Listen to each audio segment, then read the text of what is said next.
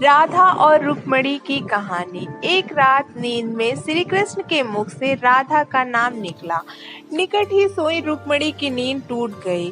उसका चित्त अशांत हो गया। सारी रात वो करवट बदलती रही। सुबह सवेरे श्री कृष्ण की नींद खुलती ही रुक्मिणी ने पूछा, प्राणनाथ, ऐसा क्या है राधा में जो सोते जागते हर घड़ी आप राधा का नाम जपते हैं? श्री कृष्ण मुस्कुराए, बोले, जानना चाहती हो प्रिय? रुक्मिणी ने हामी भरी। एक परीक्षा देनी होगी तुम्हें, कहो तैयार हो?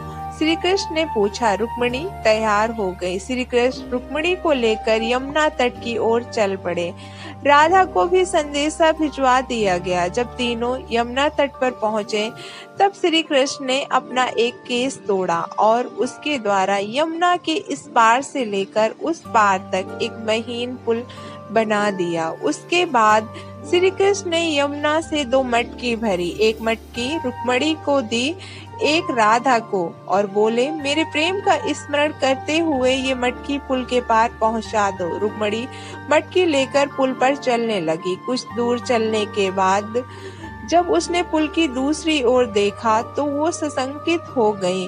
उनके कदम डगमगाने लगे। उसने स्वयं को तो संभाल लिया किंतु मटकी संभाल ना पाई। वो किसी तरह पुल तो पार कर गई पर मटकी यमुना में गिर गई। जब राधा की बारी आई तो मटकी लेकर बड़ी सहजता से वो पुल का पार कर गई। ये देखकर रुक्मिणी चकित हो गई। उसने राधा से पूछा, बहन, ऐसा क्या था तुम्हारे प्रेम में जो तुम मटकी लेकर यमुना पार कर गई? राधा ने उत्तर दिया, बहन, मैंने कहाँ यमुना पार किया, प्रिय के द्वारा मेरे हाथों में दी मटकी ने ही मुझे पार पहुंचाया है। रुक्मिणी को राधा के प्रेम की अथाह गहराई का भान हो गया। समर्पण प्रेम का मूल है। जहाँ समर्पण है वहाँ पूर्ण विश्वास है। शंका का कोई चिन्ह नहीं है। राधा का श्री कृष्ण के प्रति पूर्ण समर्पण भाव था। शंका लेस मात्र भी न थी। विश्वास था कि प्रिय ने हाथ में मटकी दी है तो पार भी पहुंचाएगा।